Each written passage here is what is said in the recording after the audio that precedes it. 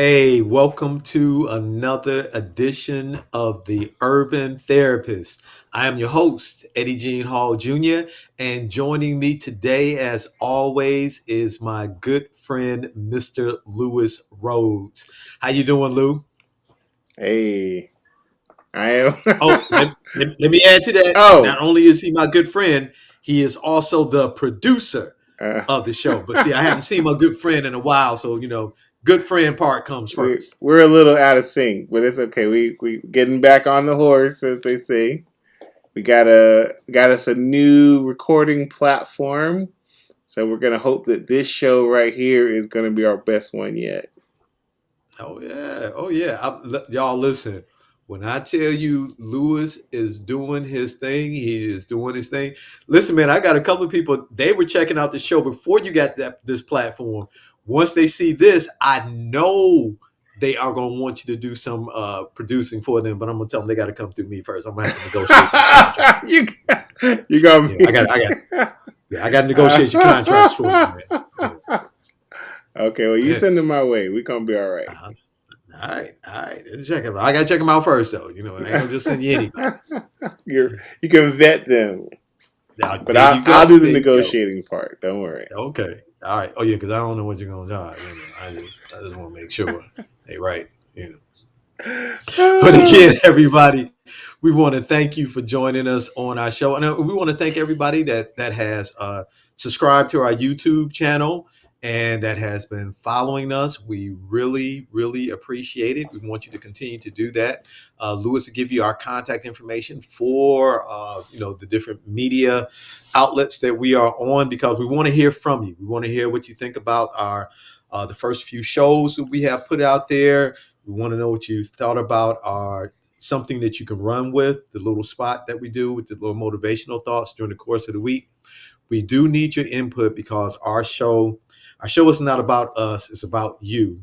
And we want to make sure that we are bringing you something that will help you to grow mentally, emotionally, and spiritually.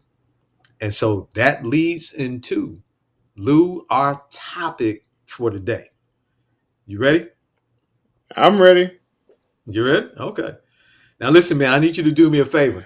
I'm gonna need you to keep me on point because it's so much in this topic.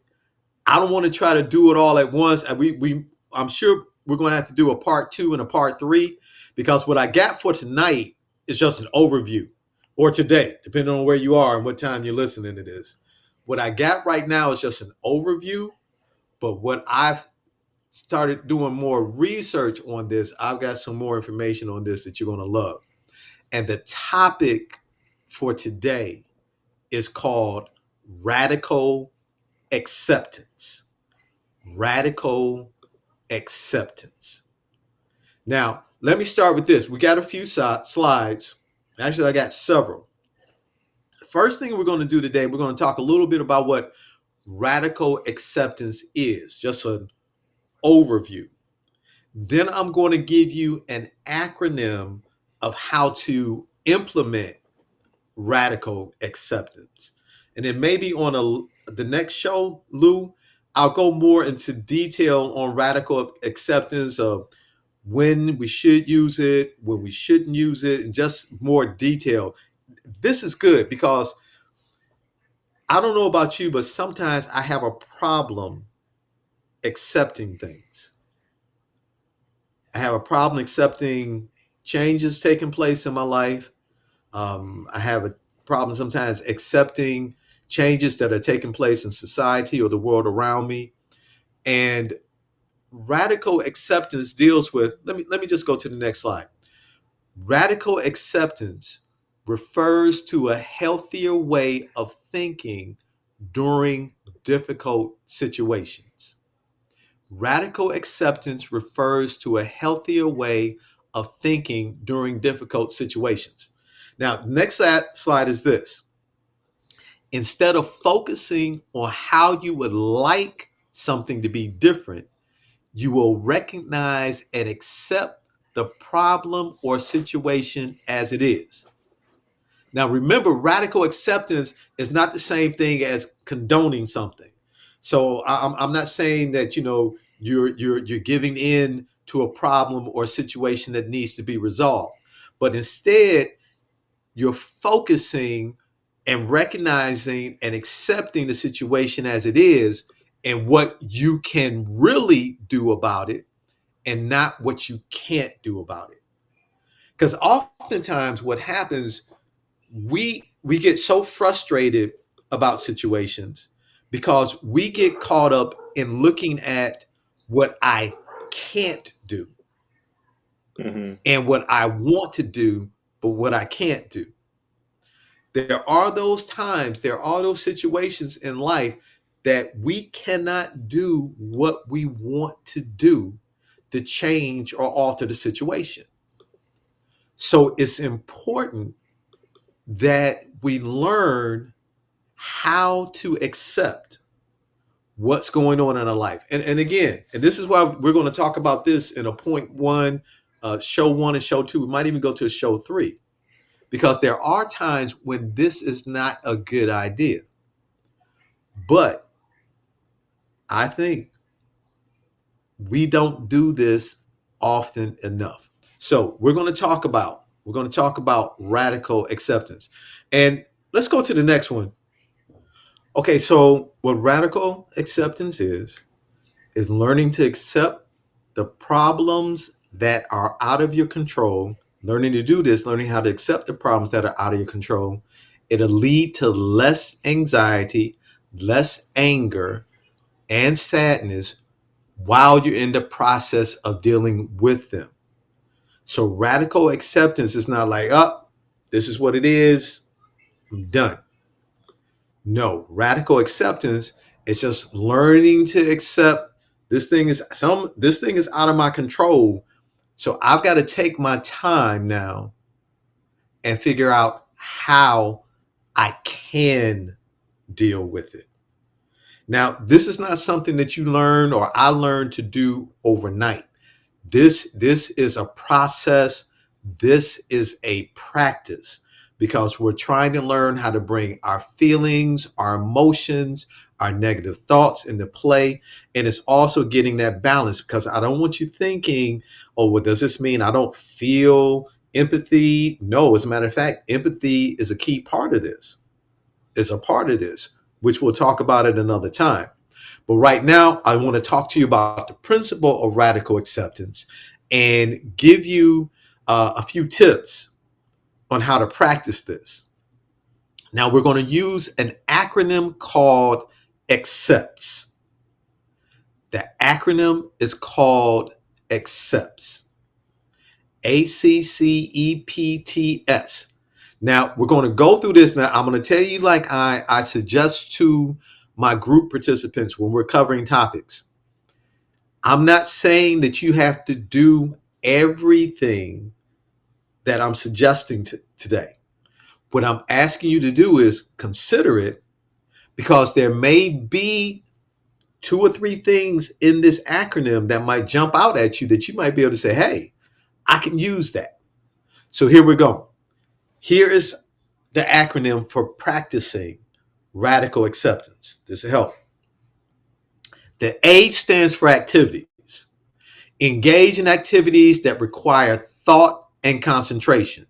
This could be a hobby, a project, work, or school. When you engage and when I engage in an activity that requires thought and concentration, it takes my mind away from the stress and the anxiety of the situation. So that first one is activities. So if I'm dealing with or learning how to deal with something that's out of my control, I got to get involved in an activity that calls for my concentration. The second one, contributing. Focus on someone or something other than yourself. You can volunteer, do a good deed for somebody, or do anything else that will contribute to the cause or a person. So, in other words, so we got A, an activity, B, contributing. Do something to help someone. In doing that, again, we take our focus away. We're not ignoring, but we're giving ourselves time to adjust to the fact there's nothing I can do to change this right now. My anger, my anxiety is welling up. Let me redirect it. So we got activities and we got contributing. Notice, stay on this slide for a minute, Lou. What I like when it says focus on someone or something other than yourself, you notice how in doing that, I move away from that anxiety or that depression or that anger because I'm taking my mind off of me. This is so important in learning how to get that balance in life. Because when I'm stressed, I'm focusing on me. When I'm angry, anxious, I'm focusing on me. Taking the time to do something for somebody else, I'm talking about something good, something charitable, something volunteer. You'll be surprised how it will help you to breathe. Okay, let's keep going. So the next C is comparisons. Look at your situation in comparison to something worse. Now, again, I'm not saying all these will work for you, but I'm just suggesting pick the ones that you want to try. Now, this comparison, looking at a situation in comparison to something worse, when I was growing up, and I used to complain about dinner. It was when I was a little kid. It was when like we were in the height of the Vietnam War. My mom used to say, "Well, kids in Vietnam, they ain't got nothing to eat. You should be satisfied." I'm like, I ain't in Vietnam. I'm living here in Cleveland. But I understand now what she was doing. She was trying to get me to see that no matter how bad I thought my situation was right now, there were other people who were in a worse situation. So sometimes what we have to do, or what we can do, I should say, the situation you're dealing with, see if you can compare it to a worse situation you may have been in or could be in. Remember the story? What was that saying? Um, I complained about not having any shoes until I met the man who had no feet. That definitely holds true today. So that's one of the things that you can do. See if you can compare it or take the time to compare it. Hey, this could be worse, and this is how it could be worse. And that next slide shares a little detail on that. It says that remember a time when you were in more pain or when someone else was going through something more difficult. Now, I know that might sound cold, but this is why it's called radical. It's not called easygoing and nice. What we're trying to do is pull ourselves back. We're trying to deal with this thing that's messing with me. So we got activity, we got contribute, and we got compare. Remember a time when you were in more pain, mentally or emotionally, or when someone else was going through something more difficult. We're talking about how to practice radical acceptance on a high level. On a high level, okay? We're going to come back and talk in more detail later. Let's go to the next one. So then we got emotions. Emotions. Do something that will create a competing emotion. So if your situation calls you to feel sad or if it calls you to feel angry, you want to do something that will cause a competing emotion. Like, for example, if you're feeling sad, watch a funny movie. You know, throw in, I'm dating myself. People don't even hardly use DVDs anymore. Everything is streaming. Stream your favorite comedian. Stream a funny movie. If you're feeling nervous, Listen to some soothing music. Read your favorite book. What you want to do is you want to change how you feel. This is being radical. So yeah, so if you're feeling sad or down in the dumps, go pop in. Go. Can can I say Kevin Hart? Will I get in trouble for saying Kevin Hart? If you like Kevin Hart, he's funny to you. I think he's hilarious. Pop in a Kevin Hart movie. Listen to some soothing music. You may need to listen to some Jill Scott or some Erica Badu, whatever, whoever you need. John Legend. Listen to some okay, classical music for those who like the arts. But whatever you need to do to shift your emotions at that time, that's what we want you to do. That's part of the acronym. Okay, now here's P. P is pushing away. Pushing away. Do away with negative thoughts by pushing them out of your mind. But now, the only way you can push a negative thought out of your mind is with a positive thought. And that sometimes, no, let me rewind. That does take work because it's so easy for us to slide into the negative when it comes down to thinking about a situation. So pushing the thought out can be challenging. The way you do that, you got to come up with a positive thought. So here you go. Now here's an exercise. And you know what, Lewis? When I first went back to school and I saw some of these different things that they were doing, I'm like, I ain't gonna lie to you. I'm like, y'all crazy. Mm. This stuff don't work. This don't even make any sense. But it does work. It works if you do it. Now it's not a permanent fix, but it does work. So here you go. Here's one way you can push the thought out. Imagine writing your problem on a piece of paper, crumbling it up, and throwing it away. Here's the key: using the power of your imagination to literally transfer how you feel on that piece of paper, getting it all out, and then refusing to think about the situation until a better time. Right. So basically, what you're doing is you said, and again, we're not ignoring. What we're doing is you're giving yourself permission to say, I'm not ready to deal with this right now.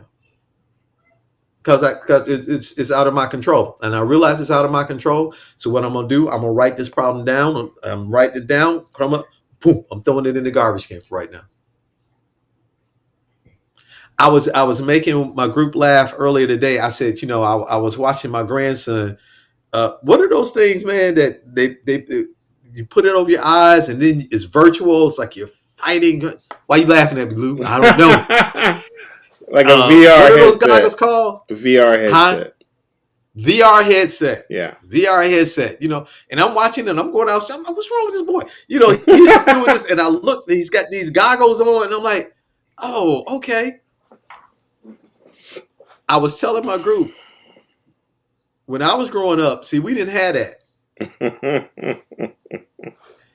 So the way we would imagine racing speedboats, I'll never forget.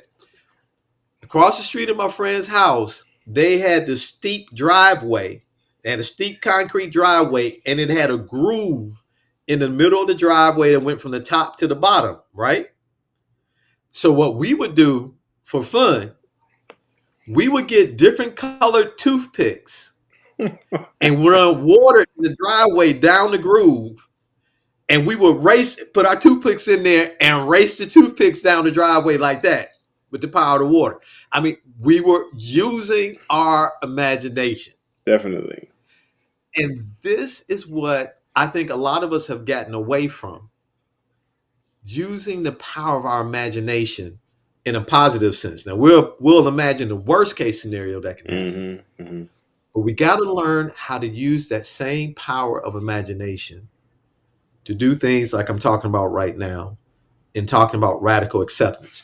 So this one, pushing away, pushing away. Imagine writing that problem on a piece of paper, crumbling that piece of paper up, throwing it away. You are pushing that negative thought out of your mind, or you just refuse to think about it and you think about something else. And you can refuse to think about it. It's your brain. You think about what you want to think about at the time. Okay? All right. Which leads to the T. Talking about thoughts. Now this is a good one. You know, folks, that our emotions and our thoughts are generated in our brains. So I know we may think our emotions just pop up. No, our Mm. emotions, our thoughts, they're all generated in here. And when your emotions take over, you got to try to focus in on your thoughts. That's why it's important for us to practice thinking positive. And don't get me wrong, it's more than life than what you may see on some of these different, you know, shows. If you just think, no, you got to work with it. But there's some truth to it. If we don't get in the habit of thinking a certain way, if we don't train our brains to think a certain way, our emotions will continually control us. Mm. And it happens so quick and so easily. But we can reel our emotions in if we use our thoughts to do it. So when your emotions take over, try to focus in on your thoughts. So you do that. Earth, Wind, and Fire used to have a song called Sing a Song. That if you sing a song today, it will make for you a brighter day. Like what? But growing up, I found myself, and even as an adult, sometimes just singing a song to change my mind, to focus my feelings, to control my feelings. Look, sing a song, recite a poem in your head, read a book, quote a Bible text, you know, something from Confucius. The most important thing is do something to take your thoughts, to make your thoughts take control of your emotions. The only way to reel our emotions in is through the power of thinking. Period. Point blank. Bottom line. The next one is sensations. Okay.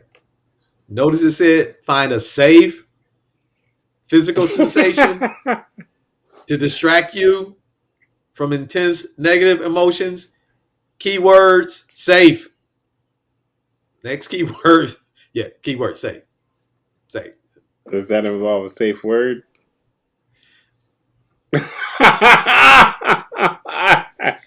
So this had show is rated PG okay. 13. No, That's it's right. rated R. No, I'm just playing. Just playing. Um, Might have to put a rating on this sometime soon. Some of the stuff we're gonna be talking about, but with sensations. Okay. Now here's the thing. We're talking about radical acceptance, and we're talking about trying to shift my way from being caught up in the negative. So I gotta part of it, and remember, I'm giving you suggestions for all different ones. In the acronym. So and some people do some of these. Some people do, but this one, finding a safe physical sensation. No, it does not include a safe word because this is something you're doing by yourself to distract you from intense negative emotions. Okay. So what you're doing is you're distracting yourself. Okay. If it seems as though you can't get your thoughts to get your emotions under control, then hey, we're going back to dealing with feelings again, but now we're dealing with sensations. So here's a couple of things that they suggested. Don't laugh. It works for some people. And wear a rubber band and snap it on your wrist. Now I've seen. I used to wonder back. why do they have that rubber band on the wrist? And, they're snapping it. And I'm like, why are you popping yourself with that rubber band? But the sensation helped distract them from the negative thought or feeling. Now, folks, you can be judgmental if you want to. Everything does not work for everybody. But if this works for you, then wear that rubber band, snap it. Some of us need to have about 5 or 6 rubber bands on our wrist. Here's another one. It says, hold an ice cube in your hand or eat something sour, like a lime. Again, what you're doing is at that moment, the sensation of the cold is taking your mind off the negative thought. And see, this is what we're talking about doing. We're talking about being radical in accepting my situation or that situation. And if my mind keeps going back to thinking negative about it, dwelling on it, and I'm trying to get away from doing that, these are some of the ways that we can do it. So if you got to pop that rubber band, heal that sensation, pop the rubber band. Hold a cube of ice in your hand, feel that coldness to get your mind off that. Or eat something sour like a lemon. Like a lime. Well, lemon too, but a lime would be much more, that's going to get your sensation quicker. I'm not, now you got to be thinking about that safe word thing, man. You got to be cracking it. Okay. So, these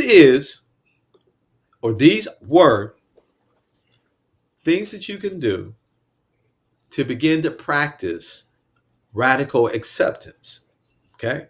Now, on our next show, we're going to go more into detail and understanding what radical acceptance is. Well, let me give you a good definition. Let's wrap with this, Lou. Okay. I found this great article by, let me see who it is, by an Arlen Kunick. And I know I butchered that name, but Arlen, I gave you credit for your article. So here is Arlen's definition of radical acceptance. And I thought it was too cool. And so I want to share it with you as we roll. Radical acceptance is not a passive act. Rather, it is a conscious decision to see things differently.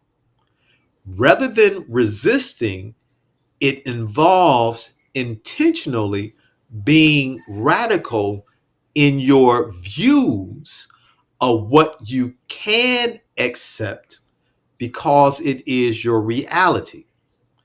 The goal behind radical acceptance is to get to the point that you are able to see the options in your situation.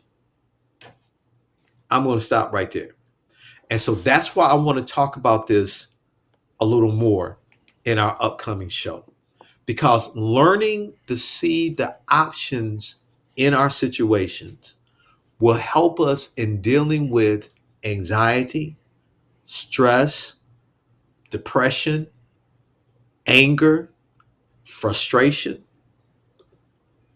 Again, it's not a cure-all, but the more things we learn on how and different ways we can deal with life, the more successful we'll be.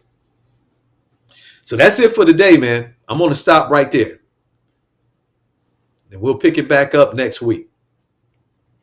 That sounds good to me. So Okay. before we leave, we always want to let our viewers and listeners know that you can keep up with us on social media, your favorite social media platforms. You can find us on Twitter at _urban therapist, which is at the top of the screen. You can find us on Facebook at the.urban.therapist, and notice that therapist has a Y in it. And on Instagram, you can find us as well at the underscore urban underscore therapist. So we look forward to you connecting with us on social media. Feel free to comment on this show or any of our other programming that we put on our feeds. And we just hope that you'll continue to follow up with us. Please do. And listen, it's we enjoy doing this, and I want to thank everybody again that's been following us. And I've received some phone calls and emails of people saying that they are following us and that they're enjoying the show.